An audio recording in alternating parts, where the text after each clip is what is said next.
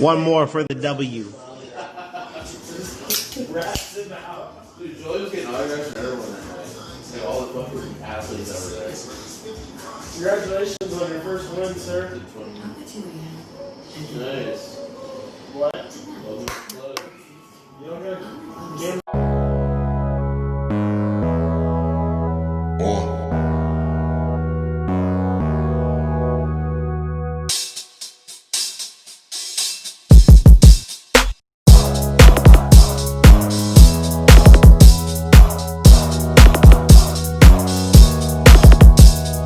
And we are live. Welcome to the Redbird Redzone podcast. My name is Will. You can find me on Twitter at LiveOnThatSwing. Joining me tonight, I've got two fabulous guests with me. Why don't y'all introduce yourselves? Hey everybody, Kyrie091 hanging out with you, and boy oh boy are we going to have big fun today talking about the Arizona Cardinals. You can find me on Twitter and Reddit and YouTube, Kyrie091. Come say hi. Yo, and my name is Mac. You can find me just at on Twitter at AZ Sports Fiend, and we are about to break down the Cardinals' curb stomping of the Dallas Cowboys and look ahead to this week against Seattle. Woo! And I'm going to open up the podcast here, and we're going to go back. If you could just play that prediction here, Bo Bobbles, the prediction I had for the final score last week. I mean, I was pretty close. What did you say? I said it was going to end up being 35-10 Cardinals. And Ooh. I was damn near close. Yeah, you were. It's a shame that we don't do anything special if you get it right. Let's get into the game, man. The Cardinals Cowboys game. I got stuff to say. All right. So, first thing we gotta talk about right here. This is going to get left to the wayside, I think, a lot with the narrative regarding this game. But I think Kyler Murray looked a little rough out there. I mean, I know that's really, really dumb to say when you've got 3 touchdowns overall on the day. But I mean, he was 9 for 24 in passing against a admittedly pretty devastated Cowboys defense. They were pretty devastated by injuries. What did y'all think about all that? I thought that Kyler definitely. I mean, obviously the game went our way due to a lot of different factors, but I honestly don't think that it was Kyler playing all that well. What was he, 9 for 24? Like, yeah. How is that even a thing when a team scores 38 and the quarterback went 9 for 24? I mean, can you really put that victory on good quarterbacking? I mean, he had 188 yards, and I think one of those was an 80-yard play. And didn't he have like another long bomb? 61 yards to Hopkins later on too. Yeah. Okay, so that was 140 of the 188 yards. 140 of the 188 yards came off 2 passes. So, and the other 7 passes he was for 40 yards. Yeah, the best thing he did was not turn the ball over, and he was able to move the chains with his feet. When you have 15 incompletions and 9 completions, obviously there's some miscommunication, and he was a little off. Going back to his home state where he was baller his whole life, like I can see why maybe the nerves are acting up a little bit. But for him not to turn the ball over and give Cowboys great field possession, that shouldn't go unnoticed as well. Yeah, and I think that a majority of the reason we didn't have to worry is because our defense. Well, I mean, there's a combination of a few things here. Our defense really They were balling. They made some clear adjustments over the last few games because they were, firing in all cylinders. But also, this is not only just an observation, outside looking in, but also something that's being said by players in the Cowboys locker room. The Cowboys were not prepared at all. Like, they came into this game and they've been shit-talking Mike McCarthy for the past couple of days, saying that he did not straight up quit. They quit, that Mike McCarthy basically gave up. They didn't game plan. They didn't do anything. So, and that was just so blatantly apparent by how their offense operated. It was just like the most lackluster game I think I've ever seen by them in like the past couple of years.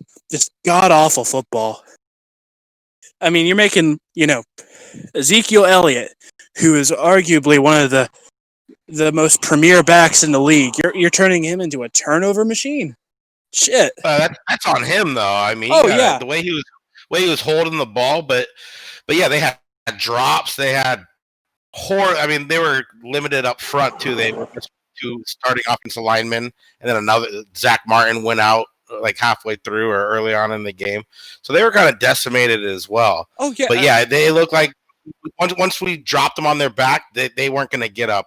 It was. I mean, the drops were great. Like the like CD Lamb straight up drop. Gallup dropped one. The CD dropped a couple. I mean, they were dropping passes and you know left what? and right. In addition, but going back if I could to Kyler, there was a lot of, though he was 9 for 24, right? A lot of his passes were bad. He overshot Fitz in the end zone. Like pretty bad. Oh, that was fucking awful. Just throw it in his radius, get the man his first touchdown of the year, please. That wasn't the only one of those I saw. There was a couple instances where there were a handful of D-Hop, that were just not even catchable. Yeah. Yeah, I think in like the first half they had a graphic that said, D-Hop had been, had like 6 passes thrown his way, and he only had the chance to catch one of them.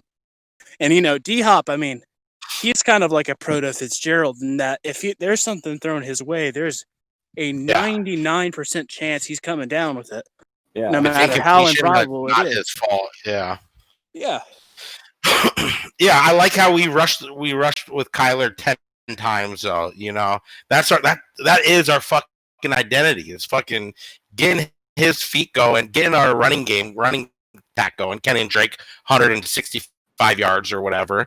Get that shit going. Right now we are 5th in total offense in yards and 4th in rushing offense, and somehow we're still 20th in pass offense. I mean, I don't. So it's our rushing offense. I still don't get how. I mean, I know Kyler has a majority to do with it, but I still don't understand how Kenyon Drake is somehow top 5 in the league in rushing. That blows my mind. It does not feel like it. No, at all. It is weird, isn't it? It is, because I don't even see him out there like blowing up or nothing. Like, he'll have a couple of good ones, but geez, dude.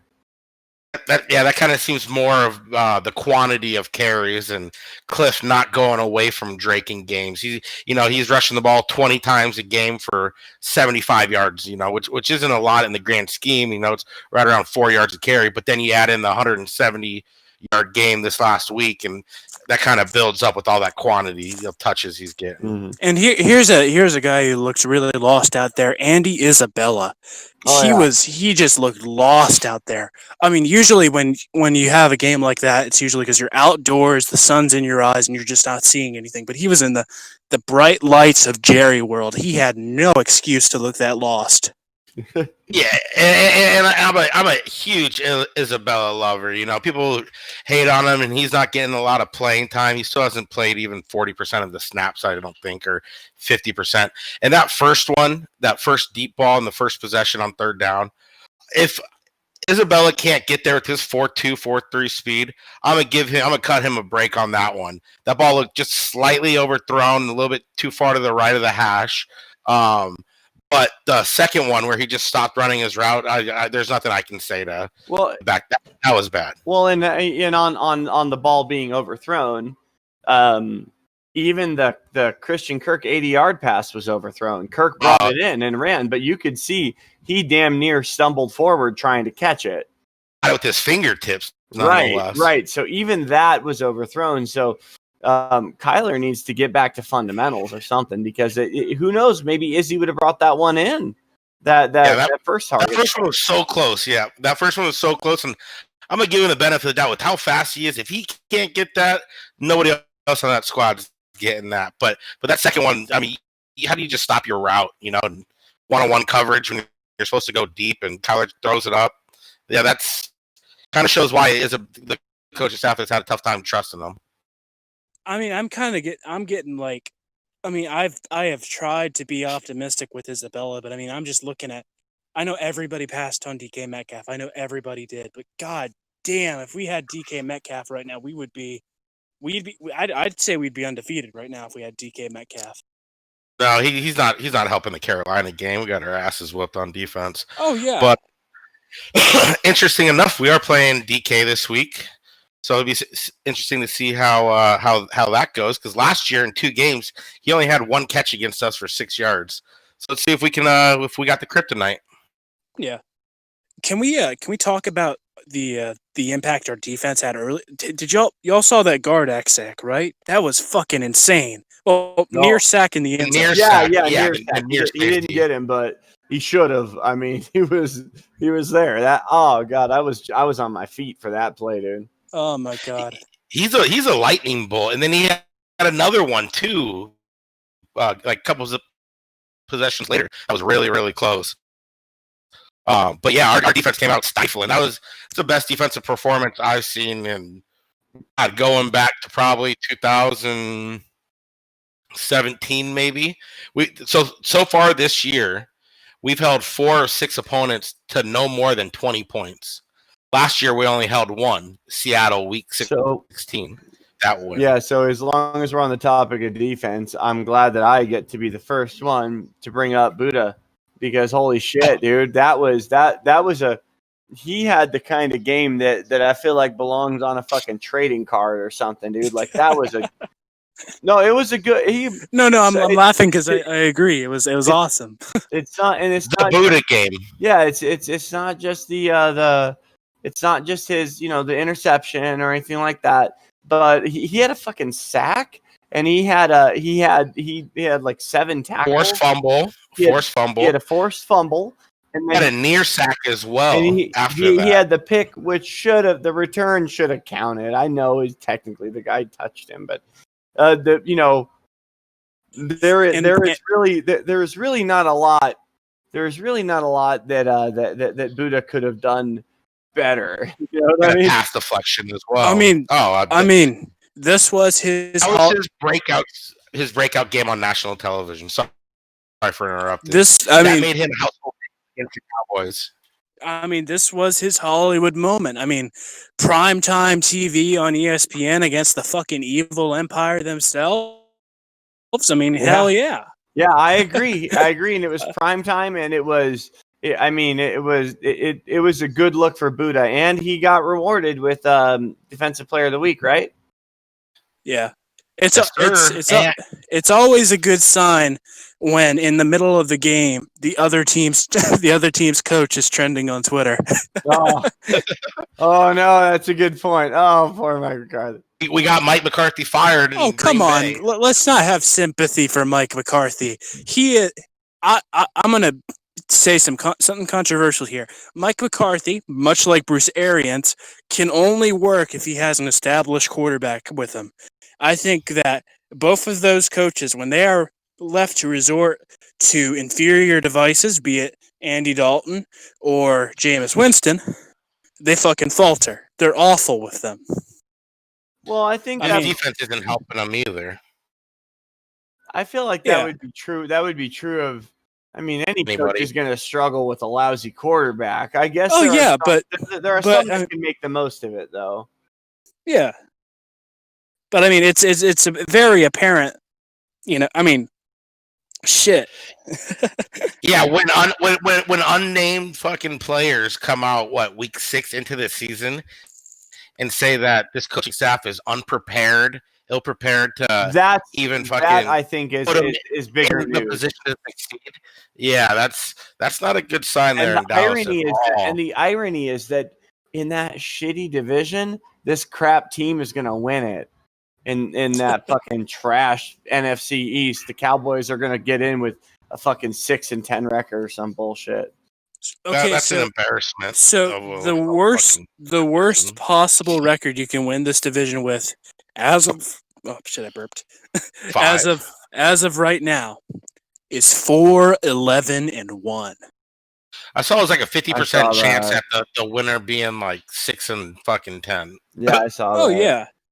And I think the best thing that could happen to the Cardinals is we get, we have enough of a late season push to get that 5th wild card spot so we can have the luxury of playing that NFC East team in the playoffs.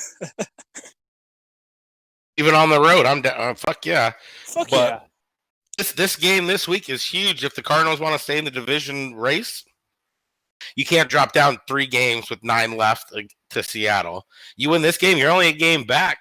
I mean, Seattle's not beatable. That fucking defense, pretty shitty.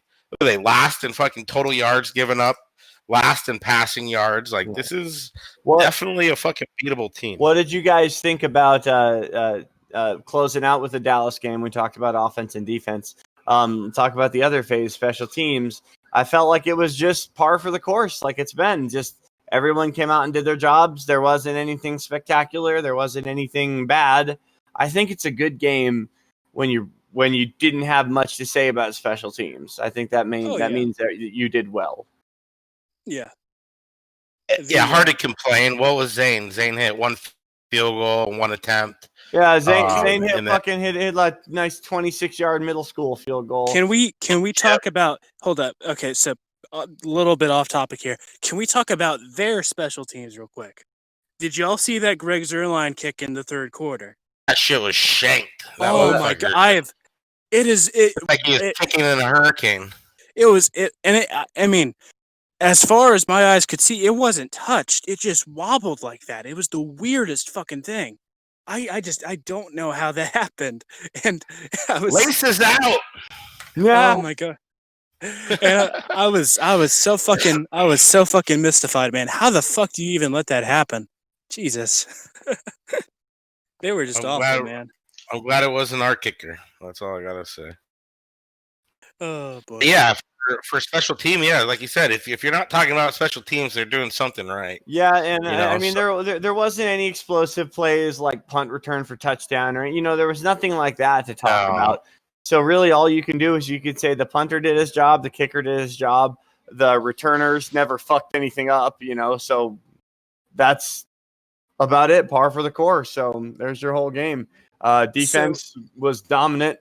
Offense. What do you guys think about the Cardinals being 2nd in the NFL in total points for defense? Isn't that kind of mind blowing? It sounds about right. Considering the competition we played, I guess. Yeah, it sounds about right. But it's gonna be. We'll get to this when we get to talking about the upcoming game. But we're about to get a real test. Oh yeah. Can I have like one more little anecdote before we go into the predictions? Okay, so I had a hot date, so I wasn't able to fucking watch the first few minutes of the game. So I was, on the drive back home, listening to it on the radio, and to cap off the pregame, they were, how like on the radio they have like here's a famous moment in history, as it was called or whatever, before the game comes on. Yeah. So they played the fucking 08 Cowboys Cardinals finish, the blocked punt for the. Oh, I was there. Oh, yeah. That might have been my favorite game I've ever been to. Oh yeah, that is the one that it almost looked like they were gonna sack the punter. I remember that one. Broke his foot, broke his leg. Yeah, they were right up on him. I have never seen a punter get sacked. But I mean, I'm sure it's happened. I've never witnessed it. I imagine sacking the punter for like a safety or something. Like that would be the wildest. That'd be the wildest play ever. I don't know if that's ever happened. To your guys' knowledge, has that ever happened? You ever seen a punter ever even get sacked, let alone get like sacked for like a safety or something? Nah. You'll see like the punter where the ball like is fumbled or something, but not like that. Just like where the muff protection just blows it so bad that the freaking the other guys get past him and get in the. But yeah, not that quick. Yeah, that was fun. Funny story. We were late fucking to that game.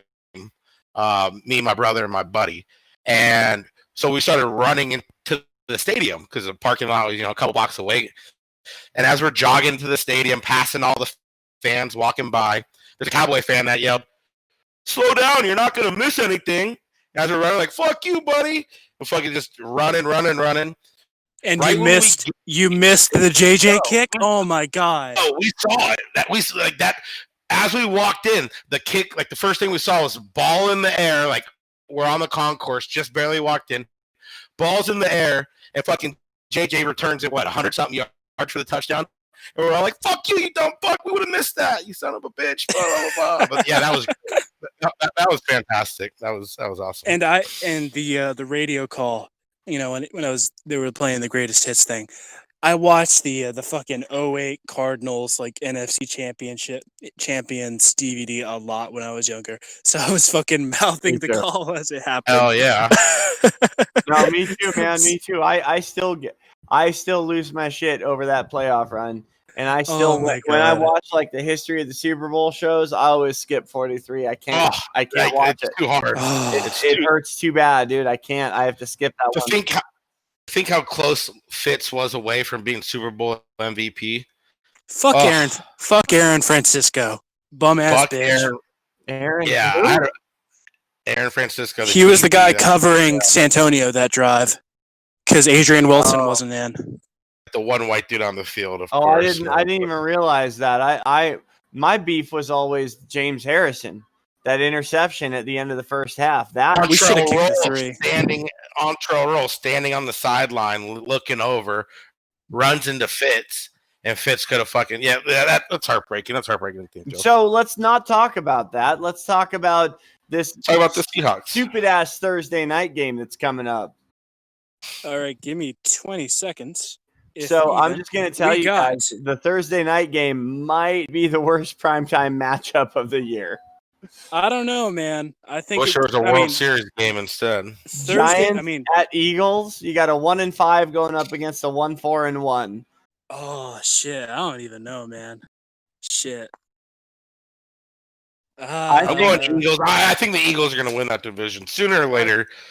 Oh, Miles Sanders is out though, and he's probably one of their best players. I'm gonna go with Eagles. But I mean, everybody worth anything is out for the Giants. So I'm gonna go Eagles too. Yeah, true. If they don't win, burn that division down. All right, so the opening game on Sunday at 1 p.m. we got Panthers Saints. This actually might be a decent one. Who do y'all got? Panthers. Panthers. I'm gonna go with the Panthers on that one. But you're right. It's a good solid matchup. It's a good divisional game, I think. But I'm gonna lean Panthers. Yeah, I picked Panthers in my pick'em as well. Just not a believer too much of the Saints right now, and I like Teddy Bridgewater and what they're doing over there. So we'll go Panthers. I think the Saints have looked really I think I saw a stat it might have been a week or two ago, so it might not be accurate anymore. But Drew Brees has only had one pass that's gone 20 yards in the air. Is that accurate? Shut the fuck up, really? Yeah. Wow. I saw that a week or two ago. I don't know if that's still accurate, but it's just his arm, man. I mean, his arm is deteriorating by the year. Quick. And here's the thing. I understand why people are hyped for Taysom Hill, but can you really say that he'll still have that same skill set when he needs to be, Brees' replacement? Because I mean, we've never seen him throw the ball consistently. We've never seen him throw it consistently. I mean, he's an interesting Swiss Army knife. I like that, they're utilizing him in an interesting way, but I don't think he's going to be the next guy up. I don't think he's up for it, So Saints are a disaster right now. I'm going to go Panthers there. Okay. Unanimous. What's next? Oh, boy, this is going to be a shellacking. Bills, Jets. Who do y'all have? You called it. Bills. Next. And by shellacking, I mean Jets win, baby. Yeah. Nah, kidding. Bills. Christ. Right. Even saying that made me want to vomit in my mouth. Yeah, bro, you did that all wrong. What's next? Oh, boy. Browns, Bengals. Ooh, an Ohio game. Heartland. I'm going Browns. Yeah, I'm going Browns as well. I'm gonna go Browns. I think that they're gonna come out strong after that Steelers game because I mean, there's only that was an embarrassment. The only way to go after that is up. So, agreed. Or if you lose to the Bengals, that's even down. No, you're right. I guess there are two ways you can go. Oh yeah. Barely, but yeah. Oh shit! It's a division. It's a divisional week in the NFC East because you got Cowboys racial slurs too. Oh my God! One of y'all go first. I know what I got, but I want to hear from you guys first. I gotta go fucking Cowboys, man. The Redskins just look. I don't. If the Cowboys don't jump back and beat the Redskins, I'm all here for it because I hate the Cowboys. But I honestly kind of feel like McCarthy's job is on the line here, so I think that with that level of intensity, either it's going to speak to his character. Either he's going to bounce back and lead the Cowboys to a win, or I think this is going to be the nail in the coffin. Yes, that'd be hilarious if they fired him, but it's got to be Washington. I mean, no, it just makes too much sense. They have so many question marks over there too. That's NFC East for you. Shit, what's the fastest firing in the NFL in NFL history? Shit, I don't know. That's a good question. Are there any coaches that their first season? It doesn't count if they coached years before. If you fire them in week 4, but they've been there for 3 years. That's not what I'm talking about. Somebody who it is year 1 of their coaching career. For I don't even necessarily mid-season time head. Yeah. They get started and they don't even get a full year. Yeah, I think there was one. If I can remember correctly, I believe it was Mike Nolan or something with San Francisco. Because I remember they were talking about that with Steve Wilkes. He was here. He wasn't going to get a full year. Yeah, and I think I remember them referencing the last team to do that. I believe was the Niners. Well, Wilkes got his year, but it says here that the fastest firing in NFL history was Lane Kiffin in 2008. Started 1-3, didn't get a second chance. Wait, 1-3 in the first, not the first year. There's 4 weeks in. Yeah, I guess so. Shit. Oh boy, man, I remember that. That was a disaster. All right, should I go to the next one? Yeah, hit it. All right, so Packers Texans. Packers all day. Even though they got embarrassed. Yeah, I'm going to go with the Packers too because they did have a huge misstep, but they still are looking really good. So I can't pick the fucking Texans over them. No, not with David Johnson. Aaron Rodgers is funny to me because he's a quarterback that operates completely on spite. He is he's like MJ in that, if MJ even thought you were looking at him funny, he dropped 40 on you. So I think Aaron Rodgers is going to come into this game, angry and spiteful, and I think he's going to put up a lot of points against the Texans. I think it's going to still be close because the Texans have actually looked decent the past 2 weeks. I think it's probably going to be 42-28 or some shit. I love how he did the Hingle McCringleberry touchdown celebration with the thrust with his hips or whatever, and for when they went up 10-0, and then they didn't score a point the rest of the game. Y'all want to know something? That was fucking awesome. The quarterback that he was doing that with, the backup quarterback he was doing that with, he's like a newbie. His last college season, he had 1 touchdown and 13 interceptions. Jesus, who the fuck was that? I bet, or it might be his total career in the NFL. I don't even know. Fuck, man, shit. All right, we'll move on. What's the next early game? We got any more early games? We got 2 more. We got Falcons Lions next. Who do y'all have? Oh boy. Wow, this is a tough one to pick and not in a good way. I guess Lions only because then it makes the Cardinals look a little bit better by comparison since we lost to them. And they're coming off a victory. I picked the Lions in my pick'ems, so let's go that route again. Falcons are a dumpster fire. Hear me out. The Falcons looked dominant last week. I mean, I know they weren't exactly.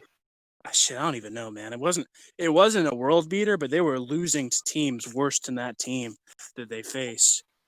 I mean, I think the problem was their head coach. I think their problem was Dan Quinn.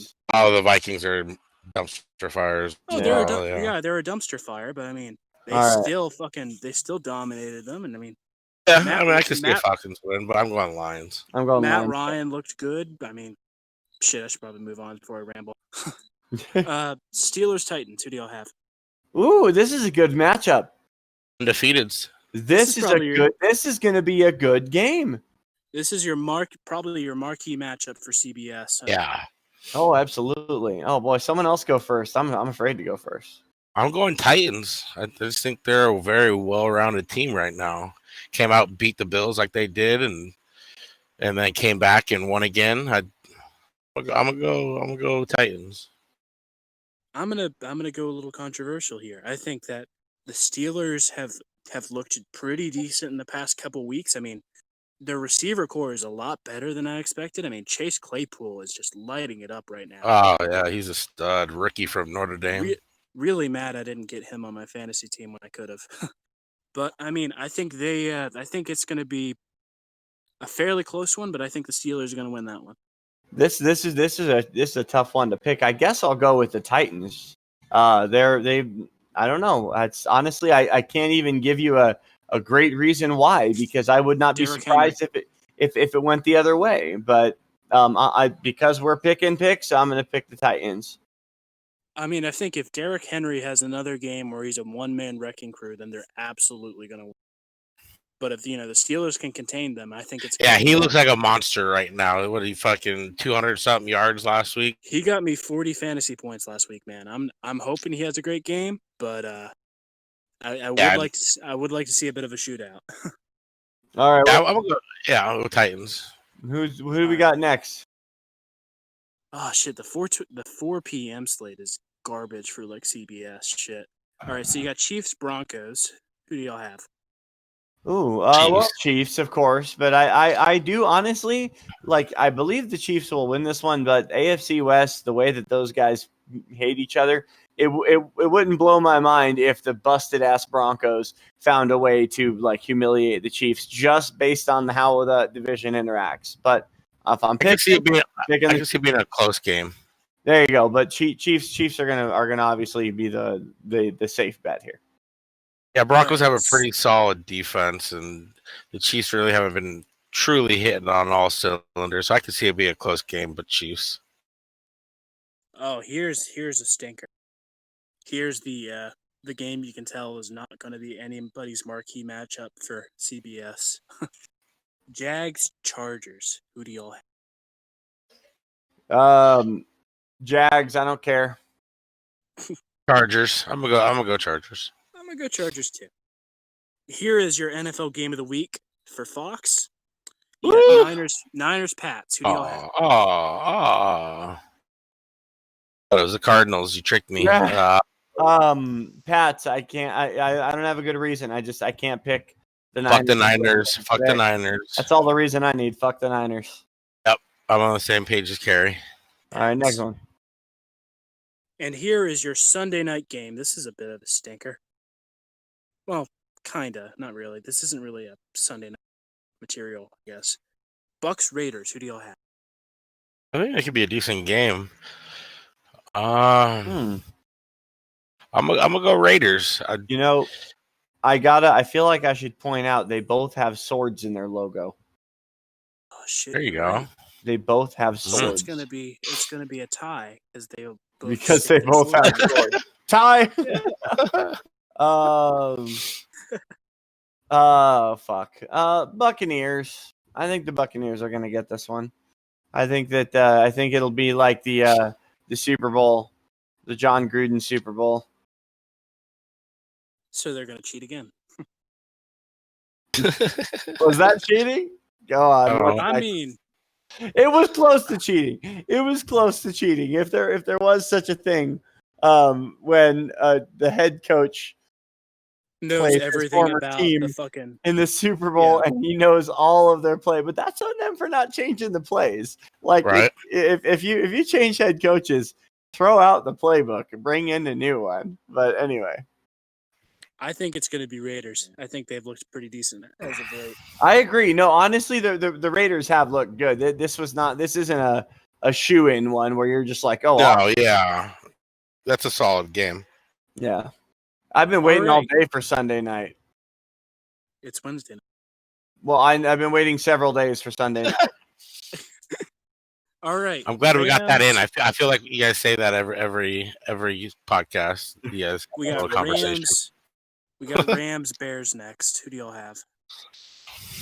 Shit. Is this the primetime game? Monday, I believe. Monday This night is game. Monday Night Football. Yep. Pains me, but I'm gonna say Rams. I still don't trust the Bears offense at all. Yeah, I hate to pick the Rams for anything because I hate the fucking Rams. But yeah, if I'm being honest, if I had to put money on this game, I'd put it on the Rams. I'm gonna Yep. say something controversial here. Y'all are gonna. Are the I know Bears what who y'all we are gonna thought they were? I know what you're gonna say here, but looking at who the Rams have beat, I know it's kind of reductive to say if you beat easy teams, there's still wins, you know. Sure. But their only wins have been against the entire NFC East. That's who they've won against. Oh, is that? I didn't even know that. So the only one of those they won in oh shit. No, they won two of those in convincing fashion. But I mean, I think the Bears are going to walk all over them because every time the Rams have faced a competent team this year, they've crumbled. So I That's think it's funny. going to be. I didn't even know that. Okay. I still stand by my pick though. I'm still sticking with them. And that leads us to your Arizona Cardinals game of the week versus the dreaded, the hated, the Starbucks sipping Seattle Seahawks. Oh boy. Well, they're playing in Arizona. So that doesn't help because Russell Wilson can't hump his wife before the game for good luck. Can I go over the injury report real quick? Oh, hit it. All right, so Cardinals right now, we've got a few guys who aren't practicing. We got Kelvin Beachum not practicing. DeAndre has his, injury of the week that's forcing him not to practice. Jordan Phillips has a foot injury. He's not practicing. Gardeck's on limited time. Buddha and Hicks are also kind of injured, but they're full practice right now. The Seahawks, on the other hand, are a mess when it comes to injuries right now. Jamal Adams is not practicing because of a groin injury.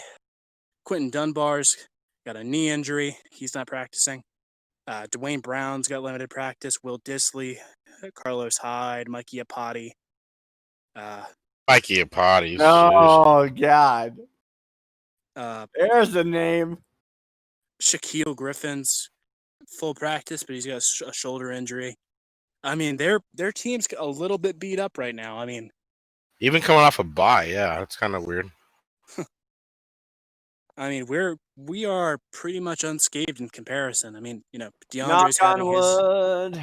Yeah, I know, but I think people would be surprised to know that the Cardinals are averaging 402 yards a game on offense, which is actually higher than the Seahawks because everyone looks at the Seahawks. Oh, best offense at 395. I'm surprised. Yeah, we haven't played a lot of great defenses, so I can kind of see that, but yeah, it's kind of jumped out to me. Cardinals are 5th in the NFL in yards per game at 402. yeah. I'm gonna go Cardinals. I think that this defense has shown the ability to get off the field on third down and hold opponents out of the end zone when they're in the red zone. So I'm gonna hope that stays true. And the Seahawks have played a lot of close games. What do you got? But they haven't faced Kyler Murray in the 4th. I'm gonna go 27-24 Cardinals. Ooh. Oh, cardiac Cardinals. Oh shit. The day I do a Cardinals podcast with somebody and they don't pick the Cardinals, I don't know. Oh no. It's honestly, even look, the cold hard truth of the NFL. Even if you are 0-15 and you are going up against a 15-0, there is a chance that you could be that team's one loss. So you will never have me on a show where I honestly believe the Cardinals are about to lose. And I know I'm a homer. I know I'm stupid about that. I know that's unrealistic. I don't care. It's who I am. It's part of which everybody out here talking about, they're like Raiders fans be like, oh, I bleed silver and black. Nah, bitch, you bleed cardinal red just like me. I'm going to cut you to prove it. There you go. So anyway, Hell yeah. now that I've gotten off, although I have to say I am a little bit disappointed in our team colors, only because I feel like everyone's got red. You know what I mean? Like, wouldn't it be? Hey, cool? we had it first, 1920. We had That's in fairness, Kyrie about to do a little bit of history school in here. That was when we joined the NFL. The team was formed in like 1898 at the Morgan Athletic Club, but they weren't wearing cardinal red at that point. Morgan Athletic Club, I love it. Yeah, they changed their name to the Cardinals because they were wearing hand-me-down fucking college uniforms. Because back in those days, college ball was all the rage. Nobody gave a shit about professional ball. And the football team, the only uniforms they could get was faded red jerseys that happened to be cardinal red, like that maroon color. So they chose the name Chicago Cardinals because of that. So they're actually Racine Cardinals was the first name. So there you go. There's your history lesson. Y'all take that home with you. Having said all that, because of everything I just laid out for you, it seems pretty clear to me that the Racine Cardinals are going to beat Warren Moon and the Seattle Seahawks. Fucking go. And total one game within the division lead. I'm all about that. Yeah, I really do believe that we can and will win this. I say it every Sunday, but I do believe that we'll win this. And for my final score, I'm going to give a little bit more daylight on it. Maybe 28-21, maybe 31-21, something like that is what I'm feeling. Oh, I love it. Okay, so here's what I know I'm going to use the same argument I used for the Rams. Like, looking at who they've beaten, they have not beaten a single winning team yet this year. They have beaten the Falcons, they've beaten the Patriots, the Cowboys, Dolphins, and Vikings. Only one of those games was not a one-possession win, and that was week 1 against the Falcons. I don't know. I think they play a lot of close games where they win in the fourth quarter because Russell Wilson. Russell Wilson's a machine. I will not discount that, but their defense has not been, has been letting those other teams into games. And I think a majority of these teams on this list, I think we're better than those teams. I don't think that's controversial to say. I mean, the fact that it was 38-30, I mean, I know Dak Prescott was in for the Cowboys that week, but 38-31 to those Cowboys, I mean, I'm not like a math genius. I fucking failed math like numerous times in high school, but like ain't the law of transitive the law of transitive property says that we should beat the Seahawks ass because we beat the Cowboys ass. But I know I can't. Trans who? Huh?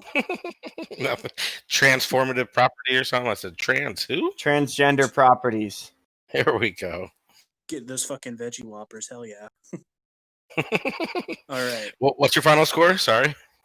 I'm going to say 28-14. Oh, wow.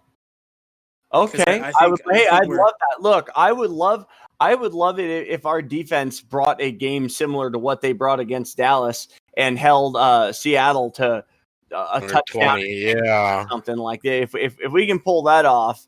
Yeah, then people are going to start believing in our defense. Right. And honestly, like my confidence in them isn't 100%. Sure, we have. Yeah, I agree. We have had some great games, but it's not like we're out there dominating week in and week out. So this, I feel like this Seattle game, this is going to be the one where we can buy some credibility and just winning. Frankly, in winning by some fluke, one of those wins where. Oh, you wouldn't have won if you didn't get that pass interference call that you shouldn't have got, which, by the way, we got one of those against Dallas. We got away with a big one, I thought. INT, yeah, Drake Kirkpatrick on CD. Yep. I know, which, by the way, I was telling when I was watching that with my wife, I was like, I don't care. I mean, like, I want to win, but I don't feel good about that. Like, that, it was obvious, but whatever.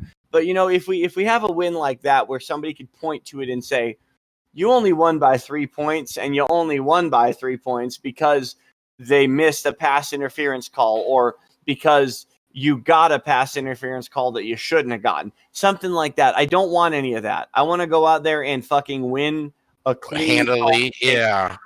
Even if it's not a blowout, even if we just win by one score, as long as there's no horse shit, as long as there's convincing, there's no shitty calls, there's no nothing like that. Just, if it's us that beats them. What gives me hope is that Dallas game Sure, the Dallas is undermanned, but dude, with how physical we were on defense, that surprised me. We were laying the wood all fucking night long. That I'm sure Cowboys woke up sore as fuck, and we had a swag about us that I haven't seen in a while.